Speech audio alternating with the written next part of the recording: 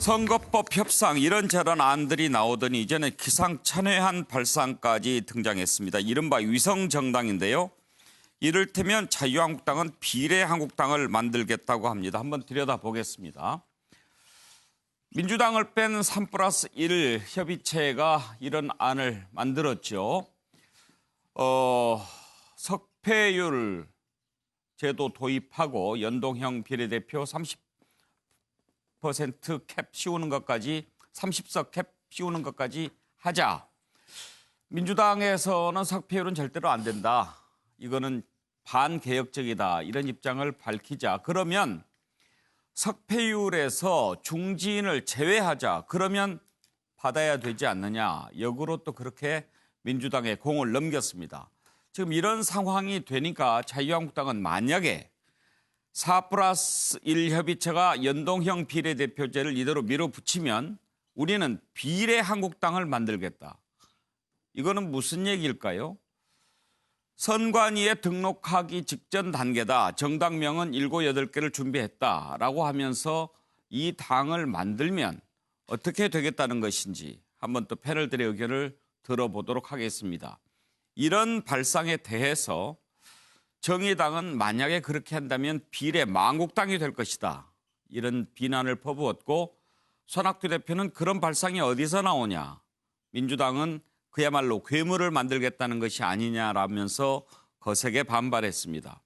자유한국당 김재원 의원은 자기들은 기형적인 선거제를 만들면서 변칙이라고 비판하는 거냐.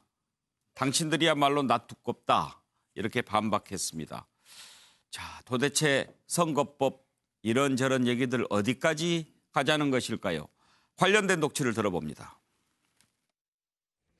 좌파 세력들은 준준 연동형 캡을 내년 총선에서만 적용하겠다라고 말하고 있습니다. 선거법을 한 번만 쓰고 버리겠다라는 얘기인데 도대체 말이 안 됩니다. 석패율제가 도입돼서 각 선거구에서 정의당 후보들이 나타나서 선거에 완주하면은 자기들 표가 적어질까봐 그래서 민주당이 필사적으로 반대하고 있는 것입니다. 만일 민주당과 좌파 연합 세력 심정 손박이 이 같은 연동형 선거제를 밀어붙인다면은 우리는 비례한국당을 만들 수밖에 없음을 미리 말씀드립니다. 우리는 연동형 비례제를 반대하고 있고 정 그렇게 연동형 비례제를 하겠다고 강행을 하면은 우리도 그에 맞춰서 움직일 수밖에 없지 않느냐라는 거죠. 지금 그 정도 상황이지 뭐 비례한국당을 뭐 지금부터 뭐 만든다 구체적으로 뭐 누구한테 지시해서 뭐 한다 전혀 그렇지는 않습니다. 단지 우리들도 대응 방안으로서 그걸 검토를 해야 되겠다. 그랬더니 손학규 대표가 그런 발언을 했다니 참 어이가 없습니다. 이게 뭐 회개한 방식이죠. 괴물을 만들어내 놓겠다는 건데 국민들이 그 받아들일까요? 저는 이 연동형을 하자는 입장에 대해서는 뭐 그 자체가 원칙적으로 다원민주주의라는 측면에서 받아야 한다고 생각하는데 예. 자유한국당이 지금 하고 있는 작태는 이게 그 국민들 앞에 당당하게 나오는 게 아니고 순전히 꼼수로서 어떻게 하면 이 자리를 유지해볼까 이런 입장에서 나오는 것 같아요. 4+1이 변칙이라고 한다면요. 예. 그럼 다당제 부분은 다 변칙인가요? 지금 이 비례한국당을 만들어서 하겠다라는 것은 그건 정말 어처구니 없는 생각이죠. 자, 먼저 정태근 의원한테 설명을 좀 듣고 싶은데 비례한국당을 만들면 어떻게 된다는 건가요? 그러니까 그 지난 19대 총선, 18대 총선 때요. 예. 친박연대라는 당이 있었습니다. 예. 그 당이 현재 선거제도 하에서도 한 13%를 득표해가지고 8석을 가지고 갔거든요. 비례대표 의석을요. 그러니까 지금 현재로 만약에 연동형을 뭐 캡을 씌우든 뭐를 하든지 간에 예. 지금 1당이나 2당 같은 경우에는 지역구에서 당선자가 많아서 예. 비례대표를 가져갈 수가 없어요. 그러니까 그 자신의 비례대표 투표를 예를 들면 정당을 하나 만들어가지고 비례의석만 노리는 정당을 하나 만들어서 거기에 투표해 주시면 그러면 비례의석도 상당히 가져올 수 있다. 그러니까 이제 비례대표를 위한 위성정당을 만들겠다는 거죠. 위성정당이기도 하고 정말 저건 실체가 없는 정당일 수 있잖아요. 이게 실제로 알바니아 사례입니다. 알바니아. 알바니아에서요. 우리가 알바니아에서 배워야 합니까? 그러니까 이 OECD 국가가 알바니아에서 정치를 배워야 되는 이런 상황이 벌어지는 게 말이 안 되는데요. 그래서 제가 드리고 싶은 말씀이 사실은 지금 이제 선거법 협상이 애시당초부터 출발부터가 문제가 있었어요. 그러니까 연동형이라는 것들이 아주 가장 그 선거개혁의 지고지순한 내용처럼 그거 하나만을 가지고 얘기했는데 예. 제가 이 자리에서 계속 말씀드렸습니다만 사실은 사표를 방지하거나 지역구도를 해소하거나 의정활동의 질을 높이는 것은 노무현 대통령이 주장했던 중대선거구제가 훨씬 더 효과가 있을 수 있습니다. 예. 그걸 뭐 물론 민주당에서 반대를 했습니다만 그래서 결국은 지금 방법은 민주당이 선택을 해야 됩니다. 분명하게. 그러니까 한국당이랑 선거법을 합의를 봐서 공수처법을 처리하는 거의 홍준표 전 대표가 제안한 내용 이렇게 갈 건지 예. 아니면 상당수 지역 총선에서 지역구의 어려움을 감수하고 4+1로 갈 건지 이 문제에 대해서 태도를 분명히 해야 될 시점이 온 것 같고 그렇지 않으면 사실은 지금 처리가 어려운 상황으로 예. 가고 있습니다. 차정 교수, 네. 지금 심재철 원내대표 얘기하는 거 보면은 약간 엄포성 같기도 합니다만은 네. 그래도 좀 이런 얘기가 나오는 것 자체가 좀 의아스럽습니다. 저는 사실 이 이야기를 한 달포 전, 한 2달 전에 들었던 것 같거든요. 그러니까 지금 뭐 이 선거법에 정통한 그러니까 이 지금 자유한국당 쪽 사람들이 나름대로 이 국면을 어떻게 돌파할 것인가 여러 가지 안들을 갖고 있는데 여기 그때 당시 놓았던 얘기가 바로 비례한국당 이야기였습니다. 예. 이것이 뭐 단순하게 어제 오늘 놓은 이야기는 아닌 것 같고요. 아마 한국당 내부적으로는 패스트트랙의 선거법이 저렇게 올라가 있는 상황에서 그렇다고 한다면 우리의 실력을 어떻게 취할 것인가를 남들 상당히 오랫동안 고민한 패였는데 예. 그걸 그동안 쭉 감추고 있다가 이제 드디어 히든 카드를 꺼낼 시점이 되었다고 판단을 하는 것 같습니다. 예. 그런데 한국당 입장에서는 일종의 제가 판례를 썼습니다만 일종의 나름대로 꽃놀이패를 지었다고 판단을 하는 것 같아요. 꽃놀이패. 예, 예를 들면 지금 그러니까 지금 실리적으로는 앞서 우리 정태근 의원 말씀하셨지만 사실 이 지금 그 한국당이 그러니까 비례대표를 내지 않고 그러니까 비례대표만 낼 수 있는 또 다른 그러니까 위성정당 하나 만들어서 낼 경우에는 지금 뭐 시뮬레이션에 보면 한 정당 득표율 20%만 받는다 하더라도 한 지금 그 논의되고 있는 그 준연동제에 따른다 하더라도 한 그 20석 정도로 갖고 갈 수 있다고 하거든요. 예. 그렇다고 한다면 아마 이 그 준연동제에 따라서 상당히 거대 정당들이 손해보는 부분은 충분히 만회할 수 있다는 실리가 분명히 있는 것이고요. 또 한편으로는 그러니까 지금 명문적으로도 지금 4+1이라는 그 선거법 협상 자체가 제1야당을 지금 제외한 상태에서 하는 부분이기 때문에 그런 식의 정치적 꼼수에 대해서는 우리도 나름대로 꼼수를 낼 수 있는데 거기에 대해서 뭐가 우리가 잘못된 것이냐는 나름대로 명문도 뭐 이렇게 주장을 하는 것 같습니다. 그러나 뭐 앞서 우리 서른 의원께서 말씀하셨지만 이러한 이 정상적인 방법은 아니라는 것이죠. 이러한 부분들이 과연 자유한국당에서 생각하는 대로 과연 민심이 받아줄 수 있을까? 그 부분에 대해서는 저는 조금 퀘스천 마크를 갖고 있습니다.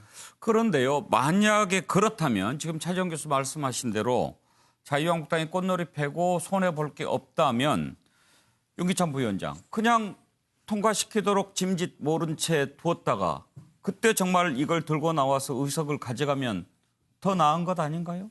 그러니까 이게 뭐 실리 위주의 그 현실적인 대안일 수도 있지만 예. 실제 현 단계에서 논의가 나오는 것은 선거법 개정을 막겠다라는 그 목적이 크죠. 네. 이 선거법 개정이 개혁이라고 하지만 저희 당에서는 개혁이라고 보기 때문에 이것은 국민의 의사가 왜곡돼서 전달된다. 의석수로. 그래서 그 의사만큼 자유한국당을 지지하는 국민의 의사를 의석수로 표현하려면 예. 이런 현실적인 그 정당이라도 만들어야 되지 않느냐는 논의가 있는 건 사실이에요. 예. 근데 현재 단계에서 공표한다는 것은 사실은 이 선거법 개정을 막겠다는 의지가 강하고요. 이 현재 4+1이 추진하고 있는 선거법 개정은 사실은 헌법에 반한다는 이런 여러 가지 논의도 있기 때문에 이것을 굳이 이렇게 졸속히 해서 내년에 적용해야 되느냐 좀 더 시간을 갖고 좀 논의하자라는 게 저희 안입니다. 예. 그렇게 이해해 주시면 될 것 같습니다. 알겠습니다. 박원석 의원께는 위성정당 전에 먼저 석패율 제도와 관련해서 좀 물어보고 싶은데 지금 정의당에서 석패율 제도를 도입하자고 했는데 민주당에서 마치 뭐 중진들 살리기 위한 것이다 이런 얘기를 하지 않았습니까? 예. 그 속내가 어디에 있다고 본 겁니까?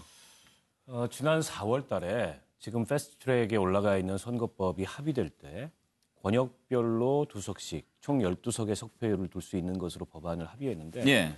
그때 아무런 이견이 없었습니다. 그리고 당시의 민주당의 반응도 이른바 험지에서 오랫동안 고생했던 우리 당의 훌륭한 정치인들이 제도권으로 진출할 수 있는 길이 열렸다. 이게 무슨 얘기냐면 영남에서 늘 출마하는 민주당 후보들이 있는데 현행 소선거구제하에서 1등이 안 되기 때문에 이제 이분들이 국회에 못 들어오는 거죠. 이 길을 열었다는 의미에서 긍정적으로 평가를 했어요. 네. 근데 불과 한 8개월이 지나서 이 제도가 심각한 결함이 있고 문제가 있고 마치 이게 중진 구제용 석패율제라고 얘기하는데 그 사이에 어떤 변화가 있었길래 그렇게 말씀하시는지 전 좀 납득하기가 어렵고 속내는 그런 거겠죠. 이 석패율 제도라는 것 자체가 지역구의 다수의 후보들이 출마할 수 있는 제도적인 요인 동기를 포함하고 있습니다. 왜냐하면 1등이 아니어도 당선될 길이 있기 때문에 특히 이제 정의당 같은 경우에 오랫동안 이제 진보정당에서 활동을 하면서 좋은 자질과 역량을 갖췄음에도 불구하고 소선거구제하에서 이게 안 되는 분들이 있거든요. 근데 이런 분들이 이제 다수 출마하게 되면 특히 수도권에서 박빙승부로 가는데 민주당 후보에게 불리하지 않느냐.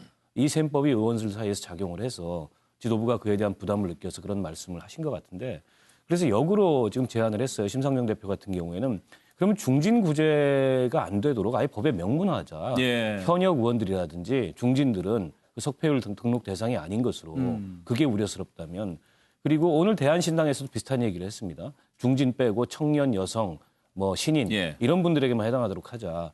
그래서 저는 그 민주당이 이 연동률에 캡을 씌우는 것도 사실은 그동안에 말바꾸기를 한 건데 석패율 제도에 대해서도 지난 4월 달에 합의를 상기한다면 갑자기 이제 와서 그 지역구 의원들의 유불리를 따져가지고 이렇게 말씀하실 문제가 아니고 기존 합의보다 석패율도 축소해서 그 합의하는 것으로 지금 4+1 사이에 물밑 논의가 오가고 예. 있습니다.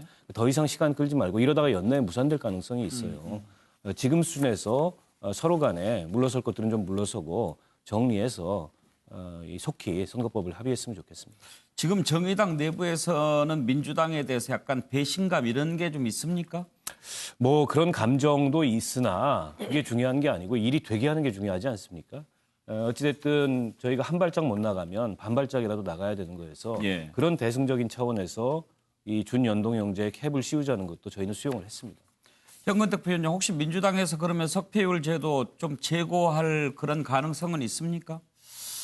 뭐 아직 구체적으로 얘기는 안 나온 것 같습니다. 안 나온 것 같은데 물론 이제 지금 박원석 의원님 말씀처럼 정의당 의원들이 석패율제를 바라고 끝까지 완주하는 거 아니냐 뭐 그런 우려도 없는 건 아닙니다만 사실은 이제 지금 뭐가 달라졌냐 그랬는데 비례대표 의석이 많이 줄었습니다. 예. 지난번 4월 달에 할 때는 75석이었는데 지금 50석이니까 25석이 줄은 거죠. 당초보다. 그런데 이제 석패율로 12석 정도 가져가면 사실은 기존의 47석보다도 더 줄어드는 겁니다. 어쨌든 비례대표가 많이 줄어든다 이런 면이 있고요. 그다음에 이게 사실은 원래는 이제 지역구도 완화 차원에서 권역별로 해서 이제 영남과 호남에서 다른 당들이 뭐 당선되는 거를 어찌 보면 염두에 둔 건데 지금 논의가 또 전국 단위로 하자 이러고 있거든요. 그럼 원래 취지랑 좀 반하는 거예요. 예. 그럼 이게 사실은 다 아시다시피 이제 일본에서 중선거구에서 소선거구제로 가면서 이제 석패율 제도가 나온 건데 그럼 우리나라에서 원래 이 지역구도 완화라는 취지에 좀 안 맞는 거 아니냐 이런 근본적인 좀 의문이 있는 것 같습니다. 예. 최경철 의원 보시기에 위성정당 탄생 가능성 어느 정도나 보십니까? 가능성이 일단 낮죠. 당을 하나 창당하는 것이 굉장히 어렵습니다. 발기인도 수많은 발기인들이 있어야 하고 그리고 또 돈도 들죠. 그리고 전국에 지구당도 5개 이상을 만들어야 되고 뭐 하여튼 품이 엄청나게 많이 듭니다. 그렇기 때문에 아까도 그 국장님께서 윤 변호사님한테 질문하셨다시피 한국당도 이거 창당하기가 쉽지 않습니다. 예. 이거 창당하려면 굉장히 어려운 길을 걸어가야 됩니다. 그리고 욕도 많이 먹고요. 사실 정당이라는 것이 이념이 있어야 정당이 있지 않습니까? 그렇죠. 이념이 한국당이나 뭐 비례한국당이나 똑같은 정당인데 그 정당을 또 하나 만들면 한국당으로서도 부담이 있는 것이죠. 하지만 한국당 입장에서는 지금 4+1이 워낙 선거법을 강하게 밀어붙이니까 지푸라기라도 잡는 심정으로 국민들에게 이렇게 호소하고 있는 겁니다. 지금 이렇게 혼란을 겪는 것은 결국 민주당 때문입니다. 제가 볼 때 박원석 의원도 말씀하셨다시피 민주당이 4+1 뭐 애들 장난치듯이 4+1하고 우리 같이 놀자 해놓고 지금 또 안 노는 겁니다. 끝에 지금 밥그릇 싸움에 닥쳐오니까 안 노는 거예요. 예산안까지는 자칫 놀면서 잘 통과시켜놓고 결국에는 이 지경에 오니까 같이 못 놀겠다고 나오는 것은 국민들에게 보기에 좀 이상한 것이죠. 어쨌든 4+1이 제대로 결론을 내리면 국민들도 아 그렇게 가는구나 이렇게 볼 텐데 그렇게 가지 않는다는 것이죠. 그렇다면 패스트트랙 원안 225석 플러스 75석으로 가야죠. 그러면 거기에서 국회에서 자유투표를 통해서 가야 되는 겁니다. 어쨌든 결론을 빨리 내려주는 것이 국민들에게 별로 걱정을 끼치지 않는 일이다. 저는 이렇게 봅니다. 예. 누가 먼저 말씀하시겠습니까? 제가 예, 한 박원석 말씀만 의원. 짧게 드리면은요. 그 자유한국당이 지금 비례한국당을 만들겠다는 거는 엄포성 가능성이 높다고 보고 좀 전에 우리 그 최경철 기자 말씀하셨듯이 정당 만드는 게 이렇게 간단치가 않습니다. 게다가 국민적 비난을 감수해야 되기 때문에 그래서 이걸 너무 신경 안 써도 된다. 구더기 무서워서 장 못 담그면 구더기한테 지는 거다. 저는 그렇게 생각을 하고 아까 석패율 관련해서 비례의석 전체가 줄었기 때문에 민주당이 입장 변경을 했다고 말씀을 하셨는데 비례의석을 75석에서 50석으로 줄이는 이해관계가 가장 컸던 정당 중에 하나가 민주당입니다. 그럼 민주당이 지역구 너무 많이 줄이면 안 된다라는 현역 의원들의 강한 이 반대 의견이 있었기 때문에 그렇게 논의가 간 거거든요. 그래 놓고 이게 줄었으니 또 석패율도 뭐 없애야 된다라고 얘기하는 거는 좀 맞지 않는다 이 말씀을 드리고 싶고요. 예. 권역별로 여전히 할 수 있습니다. 6석으로 하든 5석으로 하든 7석으로 하든 권역으로 나눠서 할 수 있기 때문에 이게 애초에 갖고 있는 취지인 그 지역주의를 넘어서는 그런 교차 당선의 가능성을 여는 형태로 제도를 만들 수가 있습니다. 네. 예. 저는 결론적으로 말씀드리면 민주당이 한국당하고 선거법을 합의 처리할 가능성이 더 높다고 보여지고요. 예. 지금 두 분의 예상과 다르게 만약에 지금 4+1 안을 가지고 선거법을 밀어붙이게 되면 한국당이 위성정당을 만드는 일정 정도 명분이 생깁니다. 그리고 기존의 지구당을 갖고 있는 것들을 쪼개는 방식으로 하기 때문에 정당 만드는 거 그렇게 어렵지 않습니다. 그래서 저는 사실은 민주당이 오히려 그 개혁이라는 명분을 가지고 4+1을 밀고 가는 것보다 한국당을 선택하는 현실적인 선택을 결국에 하면서 선거제도 변화를 최소화시키는 것으로서 이득을 취하려고 하지 않을까 이렇게 생각합니다. 네. 짧게 한마디 안 할 수 없는데요. 아까 민주당의 뭐 의석이 이 75에서 50 줄은 게 결국은 민주당 이해관계 아니냐 그러는데 사실은 호남 지역 의원들의 의의가 굉장히 많았거든요. 저희 당이 호남의 의석이 몇 석 안 됩니다. 대부분 민평당이라는 대한신당에 많이 있고 그분들이 결국은 요구도 있는 것이고 또 어차피 정의당도 같이 있는 게 결국은 이게 통과가 되겠느냐 과반 통과 부분이 있는 것이고요. 지금 민주당이 결국은 한국당과 손잡지 않겠느냐 보는데 저는 그렇게 보지 않습니다. 왜냐하면 이게 단순히 선거법 문제가 아니고 공수처법이라든지 검경수사권, 민생법안도 있지만 당장 이제 총리 인준 문제도 있습니다. 예. 결국은 한국당이 총리 인준에 동의해주지는 않을 거란 말이죠. 결국은 아마 4+1을 복원해서 아마 이런 민생법안, 공수처법안, 뭐 총리 인준 문제를 해결해 나갈 것으로 보고 있습니다. 예, 이렇게 말씀을 들어봤는데 그런 생각이 듭니다. 민심은 조용히 있는데 이 정치권이 자꾸 민심을 가지고 장난치려고 하는 것 같다 이런 생각이 드는데 저만 그럴까요? 정말 국민에 대한 예의가 아니죠. 자, 이런 와중에 한국당 홍준표 전 대표 지도자급 정치인은 전략 지역에 출마하라 이런 당의 권고를 두고 개가 짖어도 귀찮은 간다 이런 얘기를 했습니다. 한번 녹취를 좀 들어보실까요? 당의 대표를 지내셨거나 당의 지도자적 위치에 계셨던 큰 정치인은 당과 협의하여 전략적 거점 지역에 출마하셔서 이번 총선을 이끌어 주실 것을 권고하기로 의견을 모았습니다. 지금 우리가 말했 내년 총선에 청년과 대구도 어느 쪽을 더 나을지 지금 둘 다 마음에 있어요. 좀 중학교 고등학교 치우는 것 같거든요. 전부 되고 있어요. 그래서 대구 가서 정치를 해봤으면 참 좋겠다고 이렇게 생각을 했는데 그 이분이 좋은 기회가 아닌가. 나는 국회의원 내내 소위 험지라는 곳만 다녔던 사람입니다. 지금 대한민국의 자유한국당 험지가 아닌 곳이 결국 TK 지역 외에 험지 아닌 곳이 어디 있습니까? 민주당처럼 나는 난 총선에 출마하지 않는다. 그러고 이야기를 해야지. 지는 따뜻한 지 고향에 앉아가지고 매년 출마를 해오면서 선배들 보고 험지 가라. 친구라는 영화에 이런 대사가 있습니다. 네가 가라 하와이. 예, 정태근 의원. 홍준표 대표는 전 대표는 아마 험지가 아니어도 이 친황 체제 그리고 예. 친박 체제에서 자신을 공천에서 배제시킬 수 있다라는 생각을 나름대로 거기까지 생각을 하시는 것 그렇죠. 같아요. 예. 그러면서 현실적으로 반황교안의 대안은 내가 될 수밖에 없다라고 예. 하는 부분들을 지금 강하게 부각시키고 있는 거죠. 그러니까 당신들 함부로 하지 말아라 이 얘기를 하는 건데 결국은 저렇게 되면 실제로 공천에서 배제될 가능성이 있습니다. 그러면 무소속으로 돌파를 해야 되는데 무소속으로 돌파할 때에 명분을 쌓는 작업들을 해야 되거든요. 어느 날 갑자기 공천에서 배제됐는데 무소속으로 나간다? 배제됐기 때문에 이게 안 맞거든요. 예. 그래서 지속적으로 반황교안의 유일 대안이자 내가 무소속으로라도 살아남겠다라고 하는 것들에 대해서 지금 명분을 계속 조금씩 쌓아가고 그런 있는 거예요. 가능성까지 보는 것 같다. 명분을 축적하고 있는 것 같다. 축척이라고 쓰셨어요.